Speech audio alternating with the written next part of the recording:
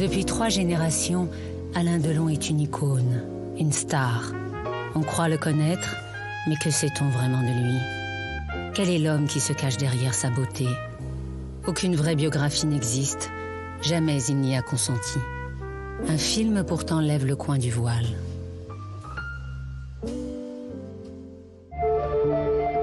Un film dont le titre déjà est révélateur.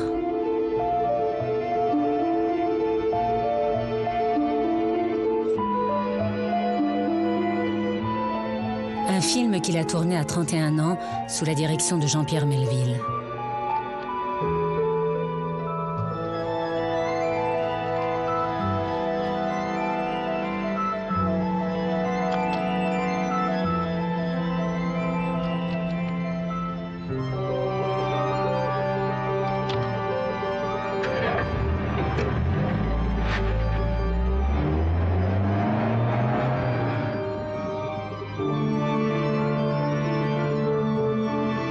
Jeff Costello, le samouraï, est un tueur, un guerrier. Mais l'homme semble inconsolable. Il mène sa vie en solitaire, comme son interprète, Alain Delon.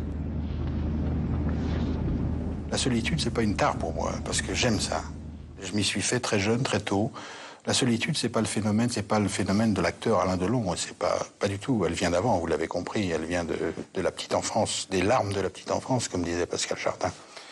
Et donc, elle m'a suivi toute ma vie, mais elle fait partie de ma vie. Je veux dire, je vis bien avec. Et lorsque je ne l'ai plus, quelque part, j'en ai besoin. Alain naît au milieu des années 30. Il est la passion de sa mère. Édith Delon est folle de ce fils qui lui ressemble trait pour trait. Son bonheur est de courte durée. Alain n'a pas 4 ans quand ses parents divorcent. Il vit une détresse qui prélude à une enfance solitaire. Son père a toujours cédé à Édith, qui obtient la garde d'Alain. Il disparaîtra plusieurs années. La place du père pour Alain restera vide. Édith se remarie, confiant son fils à une nourrice, Madame Néraud, qui vit à Fresnes, tout près de la grande prison.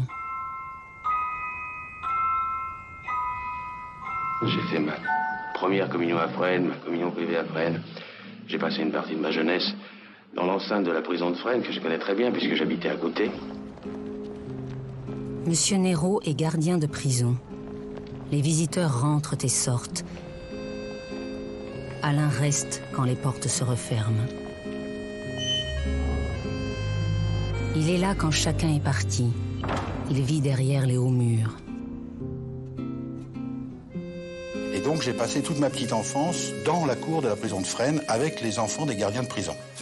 Ça, c'est pas des images, mais c'est du sonore, si vous voulez, qui me reste de cette époque, de mon époque cour de prison de Fresnes.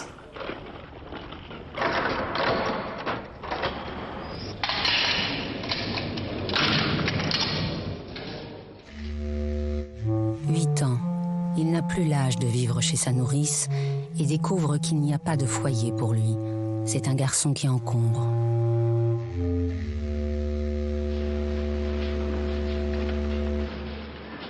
Il pénètre dans une autre prison, celle de 6 pensionnats successifs.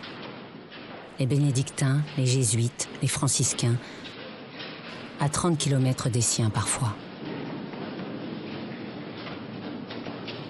J'ai passé pratiquement toute mon enfance de 8 à 14 ans en pension. Dans différentes pensions d'ailleurs, puisque j'étais régulièrement viré de l'une pour une autre, parce que j'étais parfaitement insupportable et terrible. C'est une vie de nomade, de pension en pension, sans amis. De cette longue nuit, Alain sort au bout de 6 ans, renvoyé une nouvelle fois. 14 ans. Alain arrête les études. Il est temps pour lui d'être utile. La famille lui ménage une place à Bourg-la-Reine. Après, je suis arrivé chez ma mère et mon beau-père qui avaient ce commerce à Bourg-la-Reine de charcutier et j'ai brillamment passé mes études de charcutier. Il faut préparer le boudin, les tripes, les terrines. Très vite, Alain possède les gestes. La charcuterie Boulogne est un grand commerce qui compte 16 employés. Alain entend prendre la succession de son beau-père. Il aura la vie d'un maître charcutier. C'est un gars de Bourg-la-Reine, un petit monde clos, un village de banlieue, mais très loin de Paris en 1950.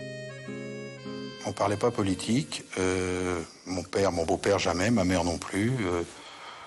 Et la culture? Ça n'existait pas. Ça n'existait pas. Non, non, j'en ai pas souvenir du tout. Absolument pas. 17 ans, il s'engage dans l'armée. Il voulait l'aviation, il ira dans la marine. Il commence à vivre. J'avais envie de liberté. Enfin, quand je dis liberté, ça veut dire j'avais envie de partir de chez moi, j'avais envie de m'évader, j'avais envie de vivre une autre vie, une vie du moins différente de celle que je vivais à l'époque. Et c'était aussi l'inconnu, je veux dire. 1954, il part pour la guerre d'Indochine, au casse-pipe, mais avec des copains. Dans un groupe où pour la première fois il a sa place. À l'armée, Alain a trouvé une famille.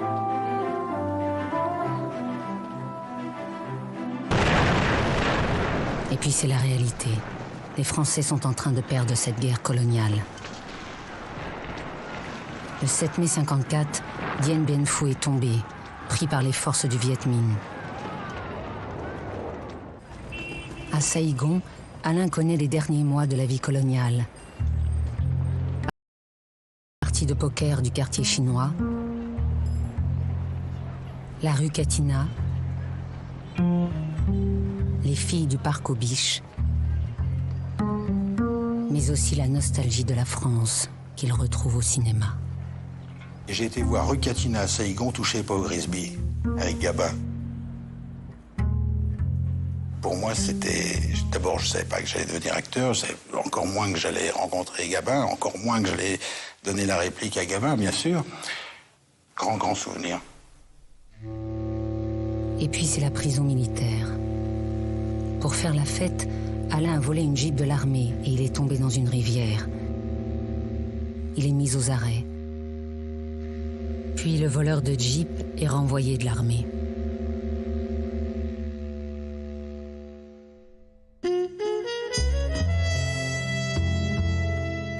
« 1956, le voici à Paris. Il a 20 ans, il est au pied du mur. Que faire ? Il n'a pas de projet, sinon de vivre libre, enfin. J'avais rompu tous les liens avec ma famille, je suis rentré seul à Paris, et là, pour la première fois, j'ai découvert Paris et je suis devenu parisien, et seul, en 56. Boulevard Rochechouart, à l'hôtel Regina, il partage une chambre avec un copain de l'armée. Il n'a pas un sou, mais celles qui vendent leur charme ne résistent pas à son physique. Dans la rue, dans les bars. Comme j'étais pas trop mal de ma personne et assez jeune, j'ai attiré tout un tas de jeunes dames du coin qui étaient désireuses de m'aider, y compris à vivre et à manger, ce qui n'était pas tout à fait déplaisant. Quand on a 21 ans, je me suis laissé aller. C'est la vie au jour le jour, à l'assaut d'un monde qu'il ignore, Paris. Sa gueule d'ange est le sésame. À Saint-Germain-des-Prés, il s'attache d'autres femmes que celles de Pigalle. Le destin prend le visage de Michel Cordoue, sa maîtresse, plus âgée que lui. Michel est l'épouse d'Yves Allégret, qui prépare un film au titre prédestiné, Quand la femme s'en mêle. Elle sait convaincre son mari, il doit engager ce jeune homme qui lui a fait la meilleure impression.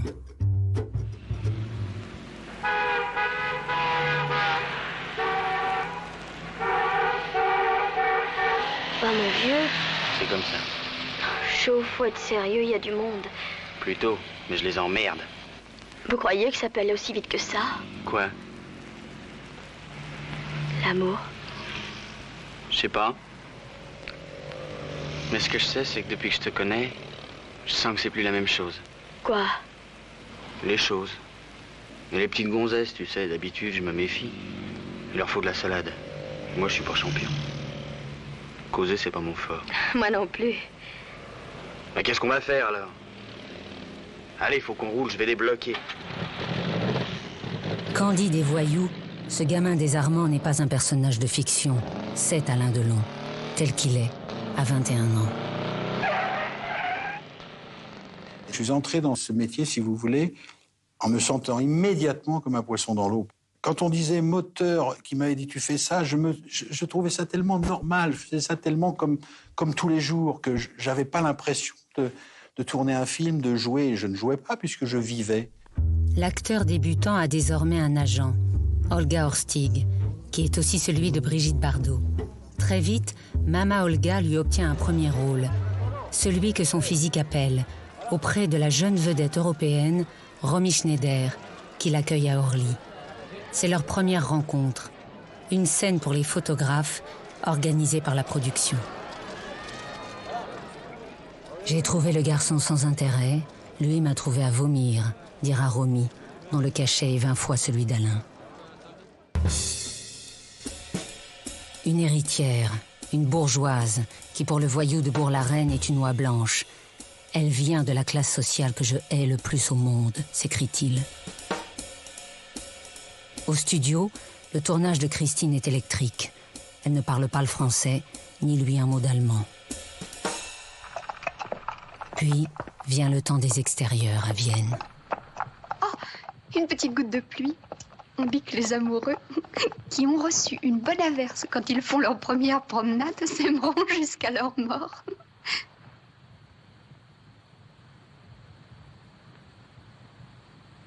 Christine, je vais vous faire une promesse. Une grande promesse. Non. Ne promettez rien. Entre vous et moi, ça durera ce que ça durera. Je vous jure que je ne vous demanderai jamais rien. Oh, ça y est, il pleut. Vous voyez, on s'aimera peut-être toute la vie. Peut-être. Mais il ne faut pas le dire. À demain, Franz. Et d'ici là, ne m'oubliez pas, mon lieutenant.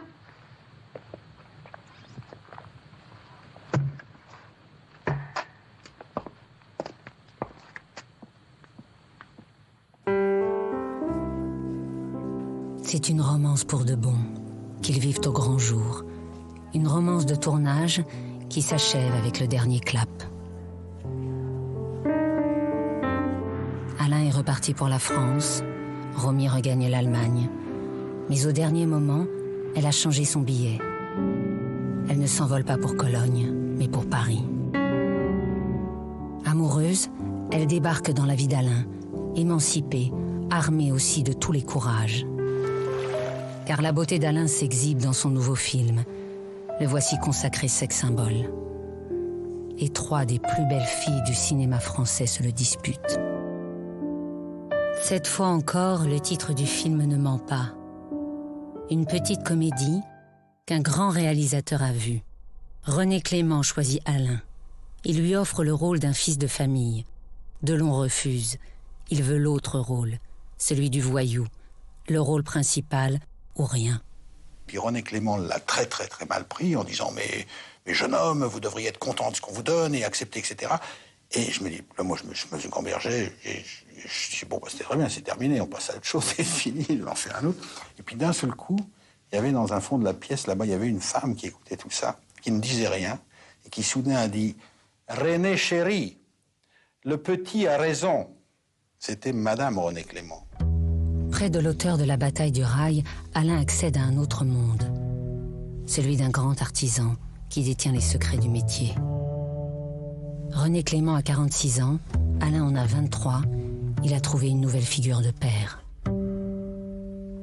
Clément me disait « J'aime comme tu bouges, j'aime ta façon d'évoluer ». Alors il me donnait un décor et il me disait « Voilà, il me raconte l'ensemble de la scène » et puis il me disait « Bouge comme tu le sens, va dans le décor, ne t'occupe de rien et je te filmerai, je te suivrai ».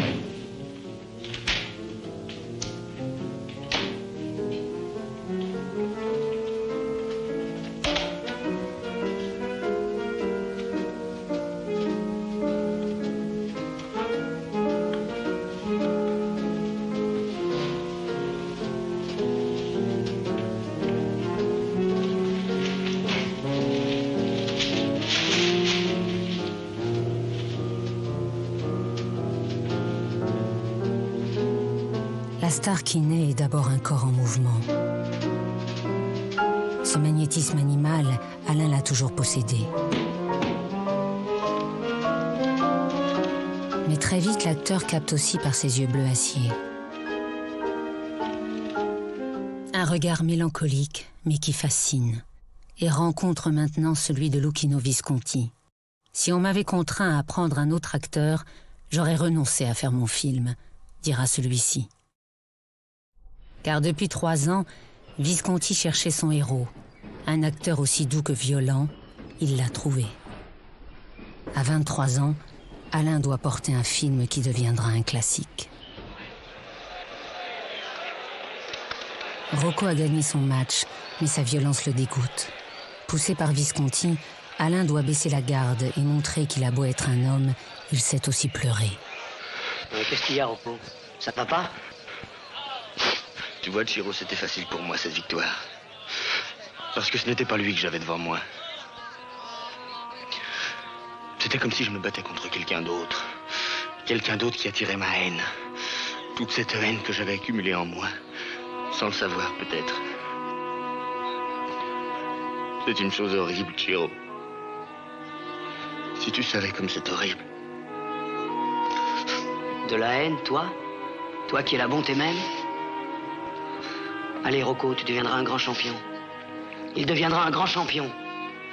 J'en suis sûr.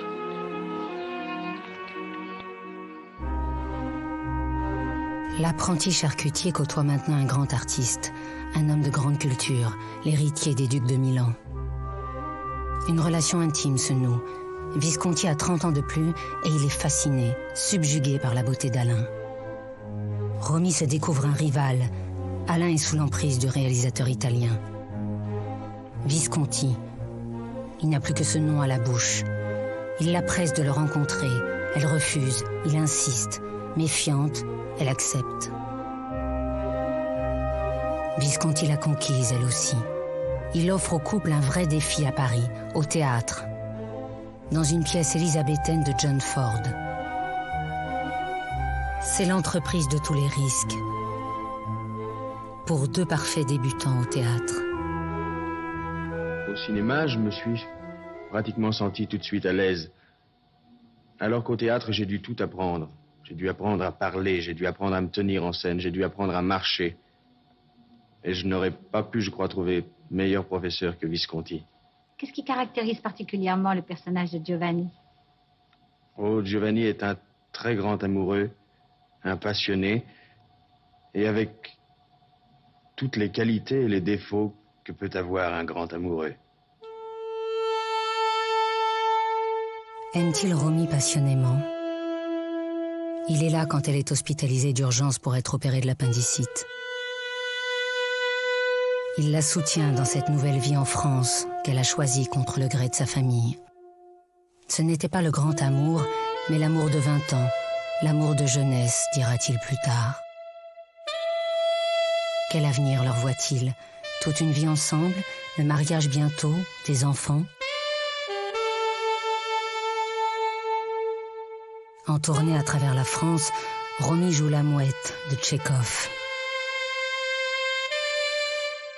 Alain n'est pas là. Elle sait qu'il est à Rome et que devant la caméra d'Antonioni face à Monica Vitti, il doit se mettre à nu, incarner celui qu'elle a connu, l'homme amoureux. Ci vediamo domani. Ci vediamo domani e dopodomani. E il giorno dopo e l'altro ancora. E quello dopo.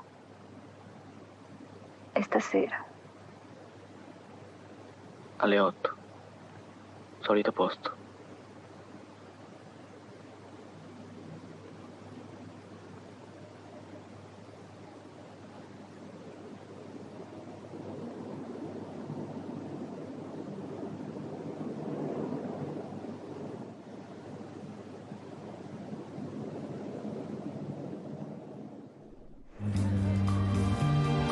Mai 1962, le couple s'affiche au Festival de Cannes. La vedette maintenant, c'est lui. Lui que les journalistes ne lâchent pas d'une semelle. Romy est l'actrice qui l'accompagne. En 3 ans, leurs statuts se sont inversés. Elle joue au théâtre, tandis qu'au cinéma, l'étoile d'Alain ne cesse de grandir. Alain Delon, la première chose que nos téléspectateurs remarquent en même temps que moi, c'est que vous laissez pousser la barbe. Oui. c'est pour plaire à Romy Schneider qui est à côté de vous ou c'est pour des besoins? Ça n'est pas pour plaire à Romy Schneider, ça n'est pas pour faire un genre non plus, c'est pour les besoins d'un film, pour les besoins de mon prochain film que je commence dans 8 jours, qui s'appelle Le Guépard, que je vais tourner en Sicile, qui sera dirigé par Luchino Visconti avec Burt Lancaster et Claudia Cardinal. Voilà. C'est une grande joie pour vous de retrouver Visconti. Hein? C'est toujours été une grande joie pour moi de le retrouver. À Palerme, ils se retrouvent pour la 3e fois en 2 ans. Alain est l'acteur fétiche de Visconti. Il est devenu son complice. Dans la vie, il traite d'égal à égal avec Luchino. Il le rudoie même. Tandis que l'acteur, lui, se laisse modeler par un maniaque du détail. Il était son boxeur. Il est maintenant Tancrède, l'impétueux neveu du prince de Salina. Un rôle qui effraie le voyou de Bourg-la-Reine. Visconti l'a rassuré, il a la noblesse de sa beauté. Sei in ritardo, ti aspettavo. Buonasera. Sei bellissima. Su, vieni a salutare la principessa.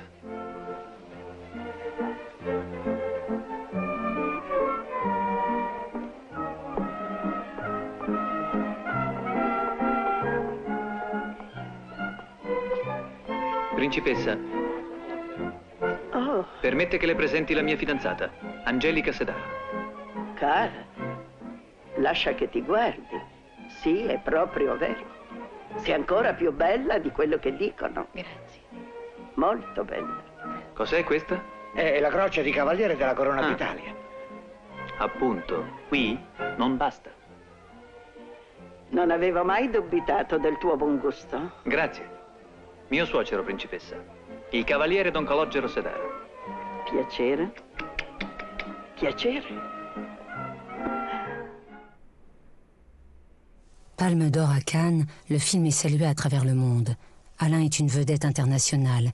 Il a gagné sa campagne d'Italie. Il a gagné un nouvel apprentissage aussi, en côtoyant pendant 7 mois Burt Lancaster, qu'il appelle le boss. En France, depuis 30 ans, il y a le patron, Jean Gabin. Alain veut lui succéder, gagner la première place. Mais Belmondo, son rival depuis toujours, a pris une longueur d'avance. Il vient de partager avec Gabin la vedette d'un grand succès d'Henri Verneuil. Voici qu'Henri Verneuil projette un nouveau film avec le patron. C'est la chance à saisir. Delon veut le rôle, à tout prix, mais il est trop cher pour la production qui refuse. Alors il tournera gratuitement, avec pour cacher les droits d'exploitation de quelques pays. Banco. J'aurais préféré avec cravate, mais enfin ça ira.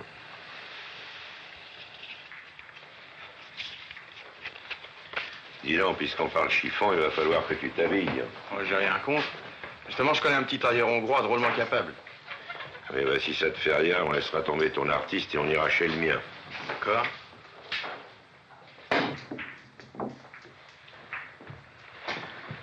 Tu sais que t'es sapé comme un banquier. Enfin, moi, c'est comme ça que je les vois.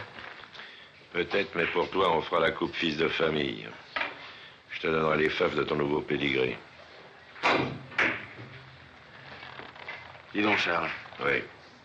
Si je comprends bien, tu me mets sur un coup. T'es pas d'accord?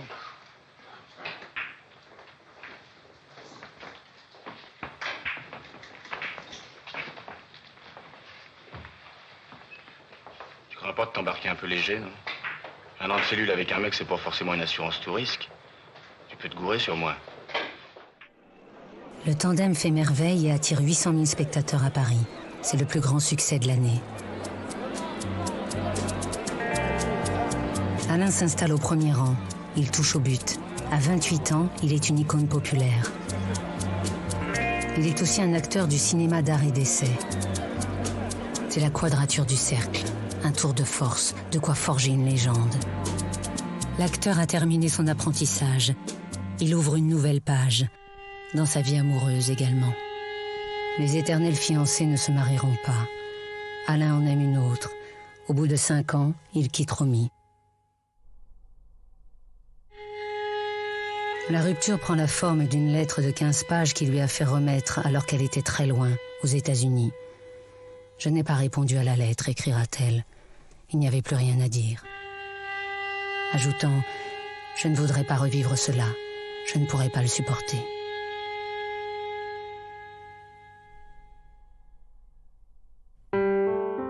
Il a rencontré Nathalie Canova, une Française de Casablanca, et très vite, c'est à elle qu'il a offert le mariage. Nat! Nat! Nat! Il est très possessif. C'est-à-dire qu'il aime que les choses soient à lui? À lui et surtout même à ses amitiés. Il ne faut surtout pas y toucher. Quant à sa femme, n'en parlons pas. Enfin. Tu l'aimes beaucoup? Beaucoup, c'est un faible mot. Leur ressemblance a un parfum d'inceste, car en Nathalie, il en retrouve une autre, sa mère. Entre Alain et sa mère, il y a une grande ressemblance. Physique d'abord, qui est étonnante. Moralement, ils ont 2 points communs. À mon avis, c'est le goût du travail et le goût du drame.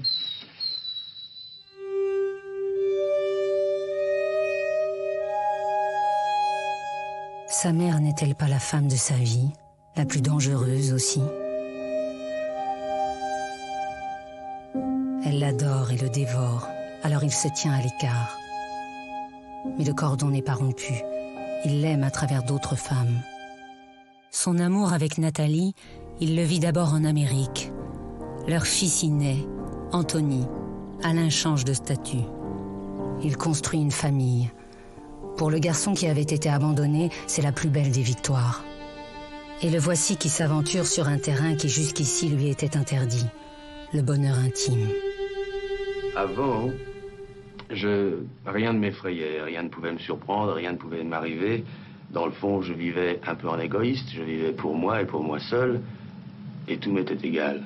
Alors que maintenant c'est différent, j'ai un but précis, tout est en fonction de mon foyer, tout est en fonction de ma femme, de mon enfant, tout ce que j'entreprends est en fonction de mon fils. Protéger les siens, c'est un rôle dont il n'a jamais eu le modèle. Ce bonheur, Alain voulait-il vraiment le garder, ou bien malgré lui le risquer, le détruire? 18 mois plus tard, rien ne va plus. Chacun à son tour a porté ses coups de canif à la fidélité. Nathalie veut partir, avoir la garde d'Anthony, qui n'a pas 4 ans. Alain accuse le coup. Je crois qu'on attend toujours de la vie, enfin. Je crois que la plus belle chose que moi, personnellement, j'attends de la vie, c'est une réussite. Pas sur le plan professionnel, mais sur le plan privé. Je crois que c'est la chose la plus difficile à accorder avec mon métier. Et c'est la chose qui me fait le plus peur. Et je ne sais pas si je réussirai à l'avoir. Puis maintenant, ça marche bien? Quoi donc? Ce plan-là. Ça va, il y a des hauts, des bas, il y a des creux, des vagues. Son fils a l'âge qu'il avait au divorce de ses parents. Il a reproduit son histoire familiale. L'échec est terrible. Sa détresse, il la projette dans son nouveau personnage, le samouraï qui marche vers sa fin tragique. Le samouraï, c'est moi, mais de manière inconsciente, dira Alain. Jean-Pierre Melville l'avait deviné. De la solitude d'Alain, il a fait une œuvre mythique. Puis il lui propose un 2e film, Le Cercle Rouge. Avec Melville, Alain fait une rencontre capitale, car l'homme au chapeau texan partage ses goûts, ceux de la nuit, de l'honneur, du tragique, des hors-la-loi. Partez, Alain!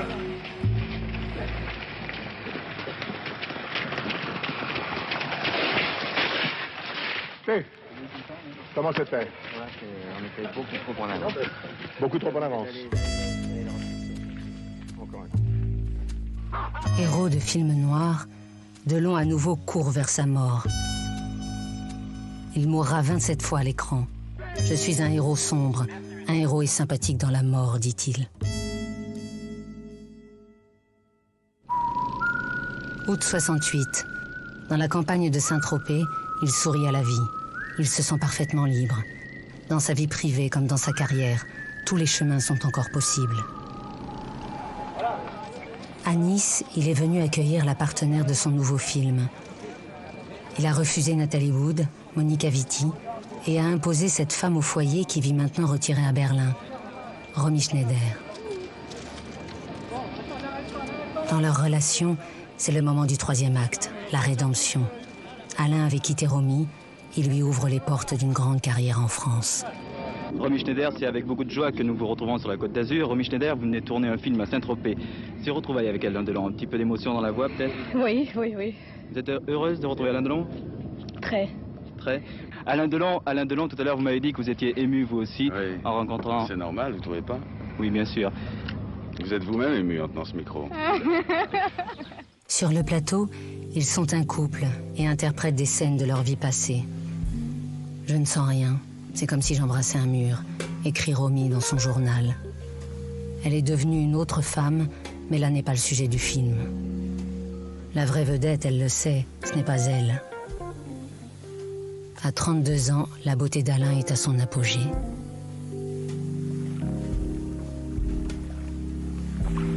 Ce n'est pas un film publicitaire pour une marque de parfum ou une paire de lunettes de soleil. C'est Alain Delon, physique de rêve, objet de contemplation pour 400 000 spectateurs en exclusivité parisienne.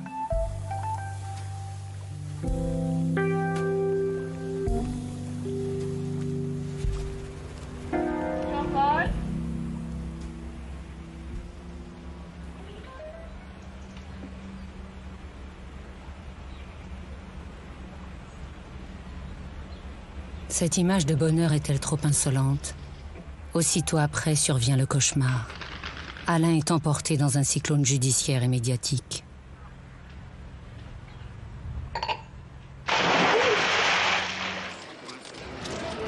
Son secrétaire, Stéphane Markovitch, a été assassiné. Il vivait chez Alain Delon et avant de mourir a envoyé des lettres qui l'accablent. L'affaire est sensationnelle, mais jamais on ne connaîtra la vérité, car elle devient politique. Le président y mettra un terme. Ses ennemis y ont mêlé le nom de sa femme, Claude Pompidou. La justice prononcera un non-lieu.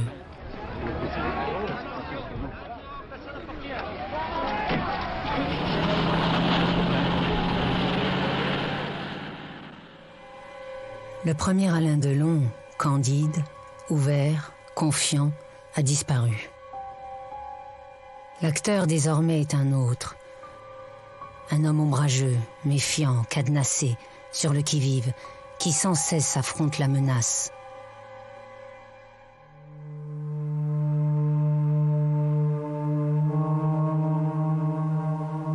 Alain est en Belgique, à Bruges, en tournage.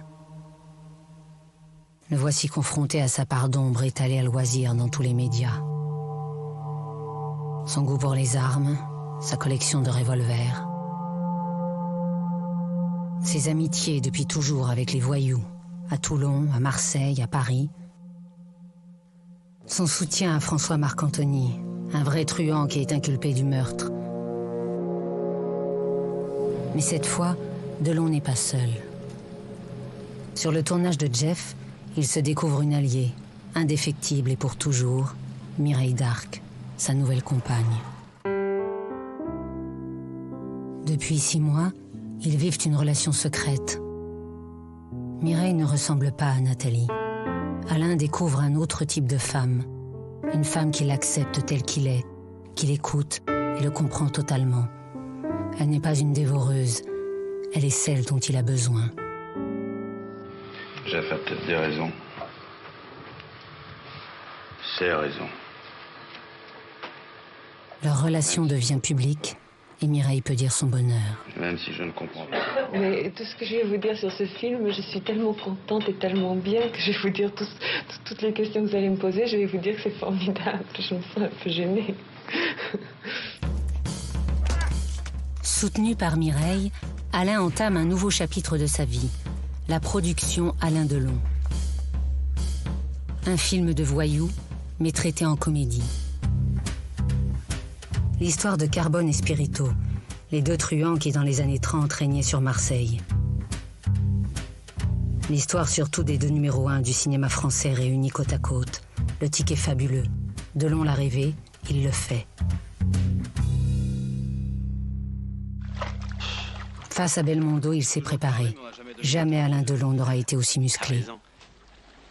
Dis donc, il y a un autre coup qu'on pourrait faire tous les deux, là, du même genre que les poissons, mais en plus grand. Explique. Poli. Quoi, Poli? La boucherie. Ça m'intéresse pas, la boucherie. Pourquoi? J'aime les bouchers. Je suis sûr qu'on peut l'avoir, Poli. C'est comme Marello, c'est des hommes finis. Un coup de pouce et ils basculent. Peut-être, mais ça m'intéresse pas. Laisse-moi au moins t'expliquer. Hein? Je vais te le faire à pile ou face. Pile?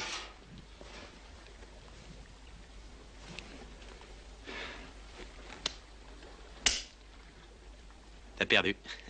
Tu vois, faut pas jouer avec moi. Le vainqueur, c'est lui. Borsalino est le plus gros succès de l'année. Adèle Productions est lancée. À 35 ans, Alain possède l'outil de sa liberté. C'est lui maintenant qui engage Jean Gabin à son côté. Au seuil de la quarantaine, Alain accélère la cadence. Adèle Productions produira 29 films. Une rage d'entreprendre dans laquelle il cherche maintenant l'accomplissement. Je pars toujours du principe qu'un acteur, aussi sublime soit-il dans un rôle, je ne parle pas pour moi, n'est et ne restera qu'un interprète, mais jamais un créateur. Donc si vous voulez, pour moi, la production, c'est ma forme de création. Jacques Deray est un créateur, un auteur est un créateur, un dialoguiste est un créateur, un acteur, jamais. Personnellement, j'en souffre, j'en ai souffert et j'en souffrirai toujours.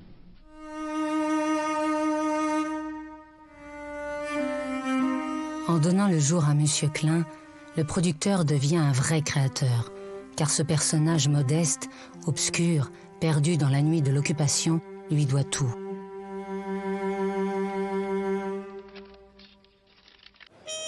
C'est lui qui a défendu le scénario et a convaincu Joseph Losey de le mettre en scène.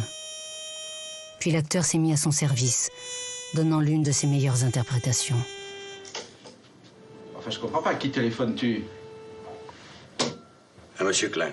Encore? Il est pas mort? Non. As-tu trouvé son téléphone? Toujours le même. Il n'a jamais bougé de chez lui. Mis une pancarte à la fenêtre à louer, donné ma carte de visite à la concierge, et il rentrait toutes les nuits.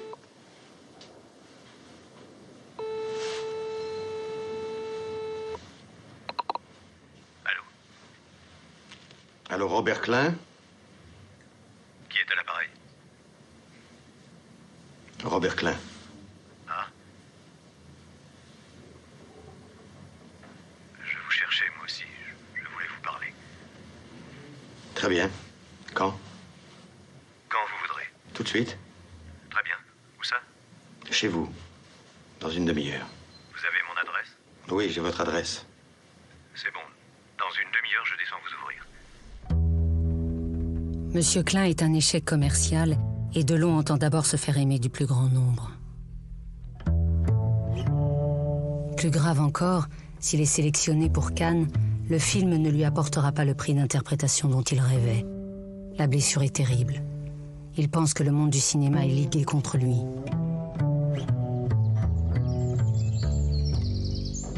L'animal blessé a maintenant son territoire. Une vraie forêt de 58 hectares près de Montargis, où il pointe ses plaies, il se relève, il renaît. Un nouveau royaume à Douchy, dont Mireille Darc est l'architecte. Elle y a creusé un lac, a aménagé le parc et a fait construire une maison de plain-pied qui abrite leur bonheur. Je veux être l'humble servante d'Alain, proclame-t-elle, mettant sa carrière d'actrice en veilleuse. Elle aime ce qu'il aime, et d'abord ses chiens. Doberman, Malinois, Dog du Tibet. Les 15 à 25 chiens qui sont les autres enfants d'Alain, mais aussi des chiens d'homme, qu'il domine. Il est le chef de meute. Le producteur, lui aussi, devient chef de meute. Il décide de tout. Le scénario, le réalisateur, les acteurs, l'équipe, jusqu'à vouloir dicter sa loi à la météo. C'est le temps qui régit tout et qui commande tout. Sur du parchemin. Alors on est obligé de préparer plusieurs scènes à la fois, dans différents endroits du camp. Vous connaissez Monsieur Defer, Ranier. Bonjour. J'étais en scène. Adèle, Alain Delon Productions, compte 30 employés et chacun est là pour servir le patron. 20 ans plus tôt, face à Visconti ou René Clément, l'acteur se pliait aux directives. C'est l'homme au cigare maintenant qui impose sa loi à chacun, impatient de tout régenter. Qu'est-ce que je dis? Ça s'affecte trop vite. Non, trop vite, j'ai changé. Comment passer les 5 minutes?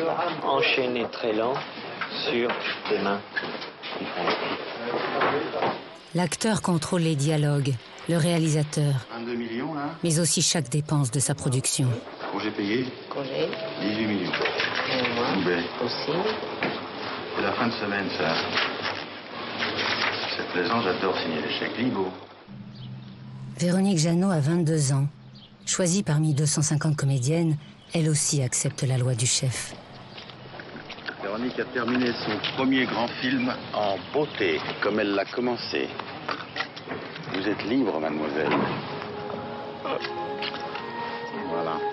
Ses partenaires sont désormais de toutes jeunes femmes. Fiona Gélin, Sidney Rome, Sylvia Christel, Dalila Di Lazzaro. Les Delaunay sont d'abord un regard d'admiration.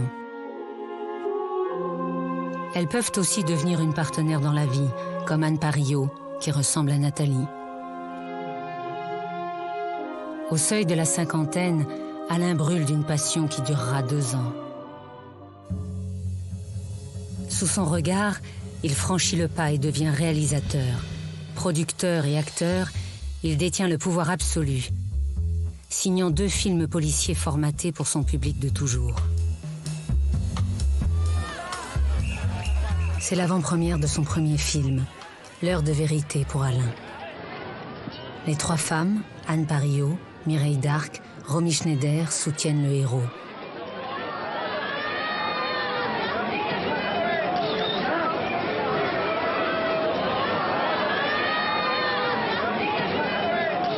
Romy a accepté pour Alain.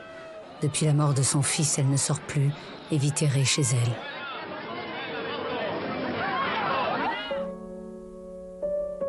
L'année suivante, inconsolable, elle se laisse mourir.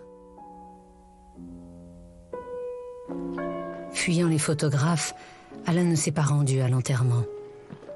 3 jours plus tôt, il a passé la nuit auprès du corps.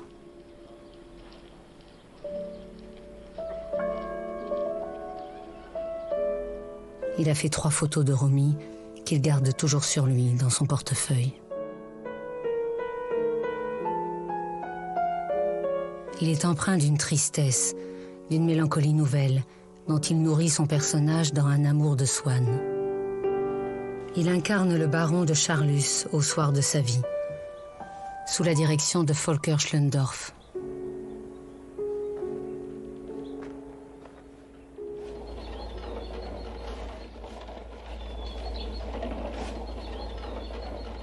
Notre vie est comme un atelier d'artiste, rempli d'ébauches délaissées.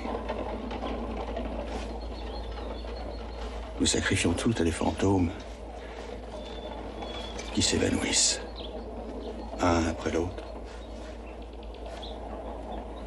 Nous sommes infidèles à nos ambitions, à nos rêves. À nos amis?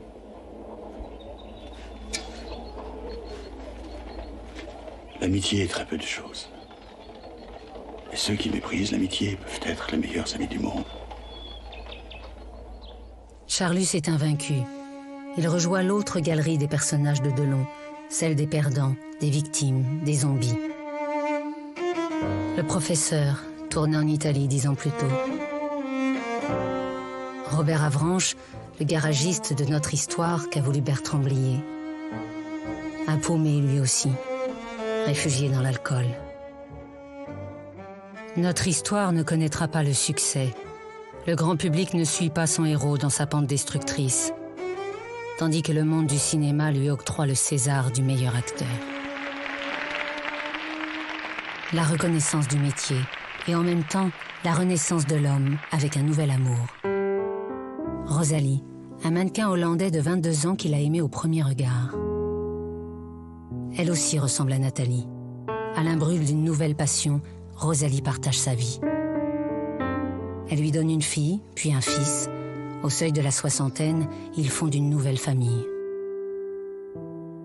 La solitude n'est donc pas une fatalité. La malédiction de l'enfance, celle de l'enfant abandonné, peut encore être vaincue. Alain s'est dédié à sa famille. L'acteur s'est fait plus rare. Quand il revient sur le terrain, il s'aperçoit que sa guerre est finie. L'histoire du cinéma se fait sans lui désormais. Bonjour. J'ai appris que Monsieur Cinéma était souffrant. Alors je suis venu lui présenter mes hommages. J'ai pas pu prévenir. Il est devenu une légende, une beauté vintage, un musée qu'on visite. Ni la télévision. Mais nous avons votre visite. Je me permets de vous déclamer mon admiration éperdue. Vous êtes celui que je préfère. Préfère? Parmi les vedettes, les étoiles du cinéma, vous êtes une constellation en vous tout seul. Le nec plus ultra. Merci. L'acteur est entré dans l'histoire et ne semble pas s'en étonner. Je vois votre maître. Depuis longtemps déjà, il est habitué aux marques d'adulation. Sa santé et plus encore ses humeurs sont précaires. Mais puis-je vous faire une confidence? Voilà, alors je vous l'avoue, je me suis toujours dit que je resterai au service de Monsieur Cinéma, au moins jusqu'au jour où je verrai Monsieur Delon, mon idole. Sa légende est plus forte encore à l'étranger, en Russie, en Chine, au Japon surtout, où il est une idole. Mais qui est Alain Delon? Une star ivre de vanité, du haut de ses 87 films? La réponse, il la donne à la fin, lors de ses adieux au cinéma. César ne vieillit pas. Il mûrit. Ses cheveux ne blanchissent pas, ils s'illuminent. César est immortel. Pour longtemps.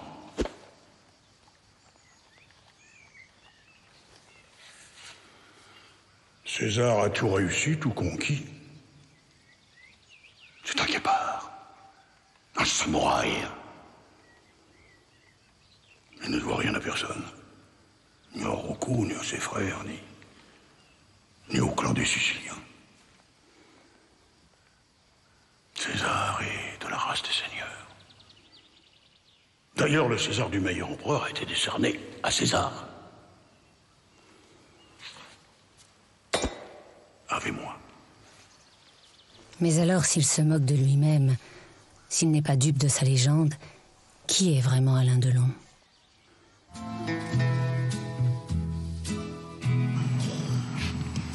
César est immortel. Pour longtemps. Il est fou. Attendez, c'est pas fini de regarder. Regardez.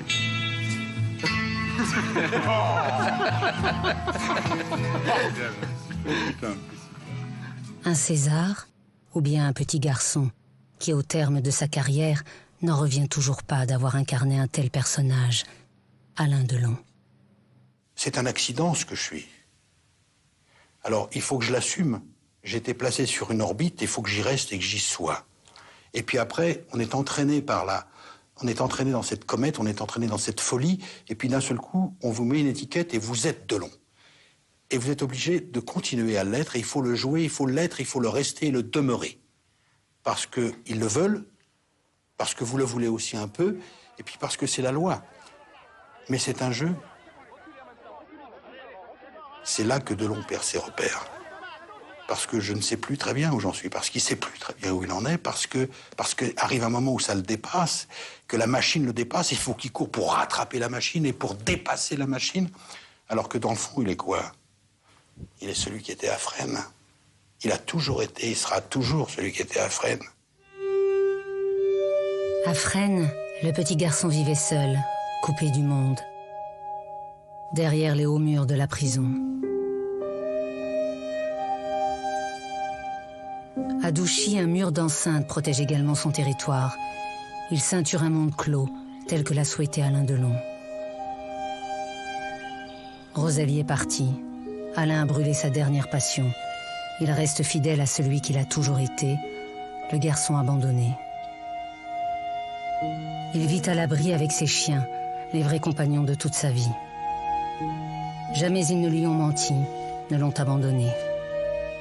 Un par un, il les a pleurés, enterrés. 35 tombes de chiens près desquelles il a fait dresser sa chapelle pour y être enterré à son tour. L'acteur Adouchi peut être seul. Il a tant de souvenirs, ceux d'une époque merveilleuse quand il enchantait le monde. C'est qu'improviser comme tout le monde. Alors pour tout le monde, dehors. Allez. Merci, merci à tous, merci. Ce verre où je mets mon amitié, je veux le boire à votre santé. Amis, je vous demande en retour de me garder la vôtre toujours.